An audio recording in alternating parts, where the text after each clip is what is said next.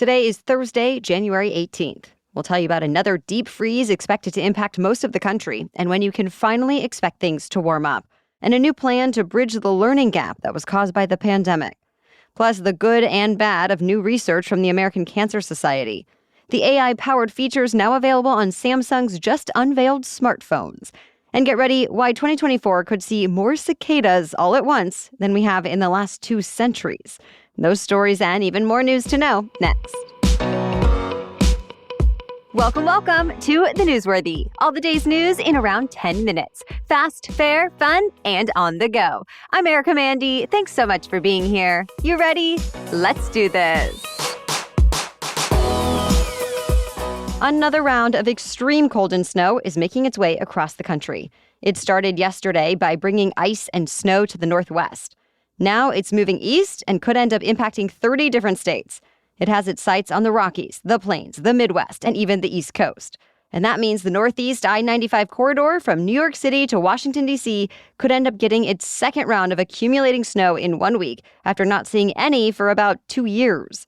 This could mean more flight cancellations, school closures, and power outages that have been piling up around the country all week already. But forecasters say this looks like the last big winter storm for at least a little bit. Most of the country could be seeing a warm-up by the end of this month. For the 4th time in a week, American forces struck Houthi militant sites in Yemen. The U.S. military says the strikes destroyed 14 missiles and their launchers just as the Houthis were preparing to fire them. It also came just hours after a drone fired from Houthi-controlled territory in Yemen struck an American-owned carrier ship. But much like other recent strikes, there was only minor damage to the ship, and it was able to continue on its journey. All in all, the Houthis have attacked critical shipping lanes more than 35 times since November. They say the attacks are a protest in response to Israel's war against Hamas in Gaza, and have said they're going to keep them up as long as the war continues. But the Pentagon says the U.S. will continue to take military action, too, to prevent them. As expected, the U.S. also redesignated the Houthis as a global terror group, and not just because of the most recent incidents. Houthi rebels have actually been sparking a civil war with the American-supported government in Yemen ever since 2012. Well, Congress is raising new questions about what China knew when in the early days of the COVID-19 pandemic. Lawmakers received documents from the U.S. Health and Human Services Department this week that some say are suspicious. They show a Chinese researcher uploaded a nearly complete sequence of the virus's structure to a database that's run by the U.S. government in December of 2019. It was apparently taken from a patient at a hospital in Wuhan, China. Then, about 2 weeks later, China shared a nearly identical virus sequence with the World Health Organization. And that's when everyone learned about it. Specialists have said those extra 2 weeks could have been crucial in figuring out how COVID-19 spread, developing medical defenses, getting a testing regimen in place, and starting on an eventual vaccine.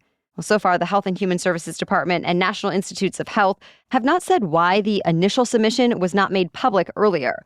But some lawmakers have expressed outrage and said this latest revelation underscores why their investigation into the pandemic is necessary. They say they're concerned Chinese officials might not have been forthcoming with information. They say they're now questioning other scientific theories about the virus and also have new questions about how American public health agencies operate, how much oversight is going into research grants given to foreign scientists, and more.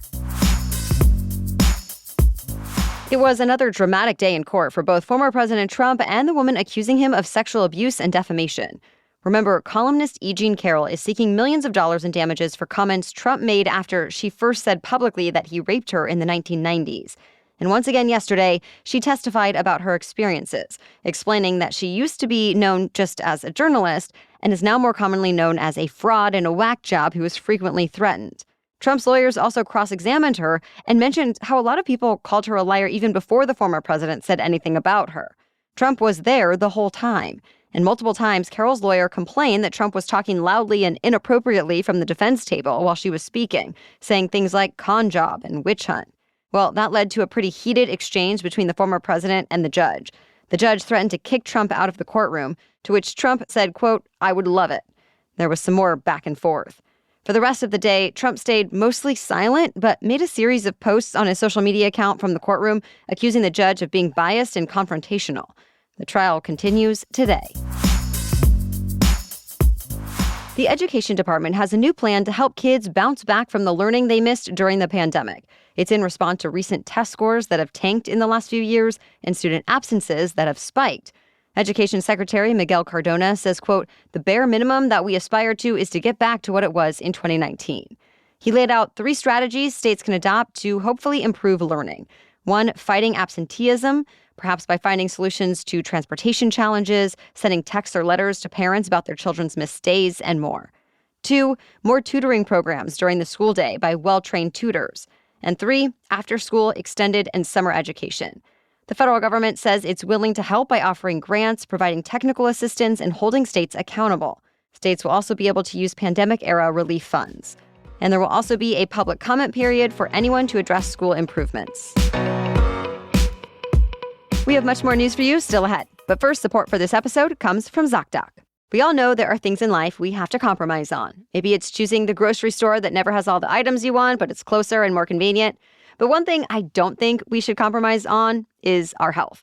So don't go back to that one doctor who doesn't make you feel heard or is never available or doesn't always take your insurance. Instead, check out ZocDoc. You can find and book doctors and check out verified reviews from real patients, helping you to find doctors who will make you feel comfortable and prioritize your health just like you do. I love that you can search by location, availability, insurance, and specialty, so you can find exactly the right doctor with ZocDoc. If you're not familiar, ZocDoc is a free app and website where you can search and compare highly rated in-network doctors near you and instantly book appointments with them online. Yeah, once you find the doc you want, you can book with them immediately. I always check out ZocDoc when I need a new doctor. So go to ZocDoc.com/newsworthy and download the ZocDoc app for free. Then find and book a top-rated doctor today. That's ZocDoc, ZocDoc.com/newsworthy. ZocDoc.com/newsworthy. Now back to the news. The FDA authorized the first medical device powered by artificial intelligence to help doctors detect the most common forms of skin cancer. It's a non-invasive handheld device called DermaSensor. Doctors are able to press it against someone's skin and get back a real-time assessment from under the skin's surface.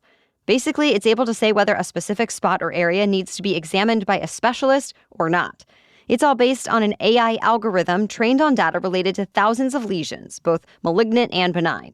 And in trials, the device was able to lower the number of missed skin cancer diagnoses in half. Now that it has the FDA sign-off, DermaSensor is being marketed to doctors, so you might see it at a checkup soon. The latest data from the American Cancer Society is a bit of a mixed bag. Simply put, it found the U.S. is getting better at detecting and treating cancer, but is falling behind on preventing it. Rates are rising for the most common cancers like breast cancer, prostate cancer, and melanoma. And colorectal cancer rates are increasing for patients younger than 55, even as they decrease for seniors, something that's being studied now. But on the bright side, cancer death rates in the U.S. have dropped by 1/3 from their peak in 1991. Researchers say it's critical that people know what their personal risk level is and, of course, get regular screenings. The Biden administration is proposing new rules that could limit bank overdraft fees to as little as $3. The Consumer Financial Protection Bureau says the proposal could end up saving Americans up to $3.5 billion a year in fees. The rules would apply to about 175 of the nation's biggest financial institutions.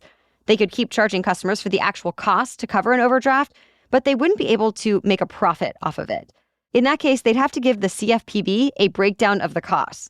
Or they could opt for benchmark fees, with regulators suggesting anywhere from $3 to $14. One more option, banks could give customers who overdraw small lines of credit that would operate like a credit card. The proposal now needs to go through a comment period before it becomes official, and banks are expected to use the time to fight it. The American Bankers Association already says the plan would only make it harder for banks to offer overdraft protection, which is what they say their customers really want. Either way, the new rules are expected to take effect in fall of 2025. Samsung unveiled its latest smartphones this week, and it should come as no surprise that in 2024, they're packed with new artificial intelligence functions. For example, they can translate live phone calls in real time, so you can have a call with someone who speaks a different language. There's a circle to search feature that lets you direct your camera at a certain location or item, circle it with your finger, and then look up what it is. There's also a feature that can change the tone of your messages to casual, formal, business, or social media, and a lot more.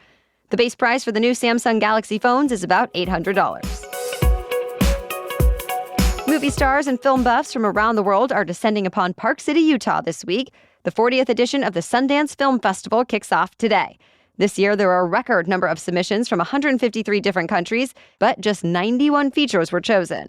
They include some highly anticipated releases like Steven Soderbergh's psychological thriller Presence, starring Lucy Liu, Jesse Eisenberg's dramedy A Real Pain that he stars in alongside Kieran Culkin, a sci-fi film called Love Me, starring Kristen Stewart and Steven Yeun. Plus, there are documentaries about people like Will Ferrell and Christopher Reeve, and a lot more. The festival runs through next weekend. That's it for the main news today, so now it's time for Thing to Know Thursday. But first, a break for our sponsor. Taking care of your health is not always easy, but it should at least be simple. That's why for almost a year now, I've been drinking AG1 every day. It's just one scoop mixed in water once a day, every day, and it makes me feel nourished. That's because each serving of AG1 delivers my daily dose of vitamins, minerals, pre- and probiotics, and more. It's a powerful, healthy habit that's also powerfully simple. I like to drink AG1 first thing in the morning, which is recommended for optimal nutrient absorption. If I'm running short on time and can't mix my AG1 before heading out, I'll grab a travel pack. Each is an individual serving of AG1 that's easy to mix on the go, helping ensure I get my daily nutrients no matter what. If there's one product I had to recommend to elevate your health, it's AG1. And that's why I've partnered with them for a while now. So if you want to take ownership of your health, start with AG1. Try AG1 and get a free 1-year supply of vitamin D3 plus K2 and 5 free AG1 travel packs with your first purchase exclusively at drinkag1.com/newsworthy. That's drinkag1.com/newsworthy. Check it out. Okay, now back to Thing to Know Thursday. It's being called Cicada Mania or Cicada Apocalypse. This year, a whole lot of the noisy insects are expected across several states in parts of the Midwest and Southeast. And here's why. You see, periodical cicadas come in cycles. They live underground for most of their lives, only coming out temporarily to reproduce. But when they do come out, they come in the thousands or sometimes millions, and they stick around for a couple of months until females lay eggs. After that, all the adult cicadas die off, and their offspring burrow back underground to start the process all over again. But not all cicadas take the same amount of time to reemerge. And this year, 2 different groups, or broods as they're called, are expected to come out at the same time. One is emerging for the first time in 13 years, the other for the first time in 17 years. And they're set to overlap in states like Illinois and Indiana, something that's very rare. Cicadas are mostly harmless, but loud buzzing made by the males calling out for their mates can be disruptive, and the eggs can cause damage in newly planted trees. But otherwise, they don't hurt people or animals. They're expected to do their thing between late spring and early summer. By the way, the last time these 2 broods emerged together was 1803, when Thomas Jefferson was president of the U.S. and Lewis and Clark started their exploration of the Louisiana Purchase. All right, thank you so much for joining us and listening today. We'll catch you up on more news to know tomorrow. Until then, have a great day.